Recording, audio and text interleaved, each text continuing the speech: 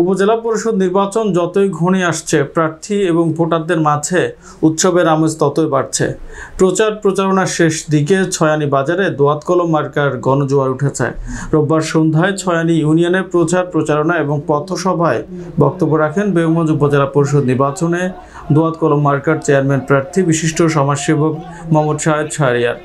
এ সময় উপস্থিত ছিলেন ছয়ানী ইউনিয়ন নির্বাচন কেন্দ্র কমিটির আহ্বায়ক এবং বিশিষ্ট সমাজসেবক কাজী ফিরোজ, যুগ্ম আহ্বায়ক নূর উদ্দিন এবং রিয়াদ হোসেন সহ অনেকেই।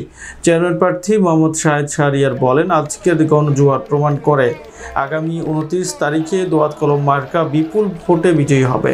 আমি যদি চেয়ারম্যান পদে নির্বাচিত হয়ে বেগমগঞ্জ উপজেলাকে একটি স্মার্ট উপজেলা হিসাবে রূপান্তরিত করব।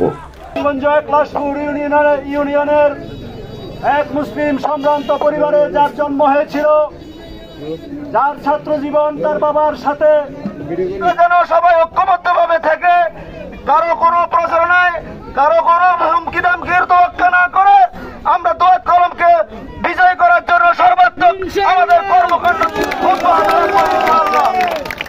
আজকে ছয়ানীতে আপনারা যেভাবে আমাকে বরণ করে নিয়েছেন, এই বৃষ্টির ভিতরে যে ভালোবাসা দিয়েছেন, আমি বিশ্বাস করি 29 তারিখ সকাল 8টা থেকে বিকাল 4টা পর্যন্ত এই ভালোবাসা অব্যাহত থাকবে এবং আপনারা আপনাদের পরিবারের সবাইকে নিয়ে, মা বোন আত্মীয় স্বজন যারা আছে সবাইকে নিয়ে ভোট কেন্দ্রে গিয়ে ভোটাধিকার প্রয়োগ করে ভোট দিয়ে ভোট গুনে আমি বিশ্বাস করি রাতে 8টার মধ্যে এক একটি কেন্দ্র থেকে বিজয় মিছিল নিয়ে উপজেলায় যাবেন। কি বলেন?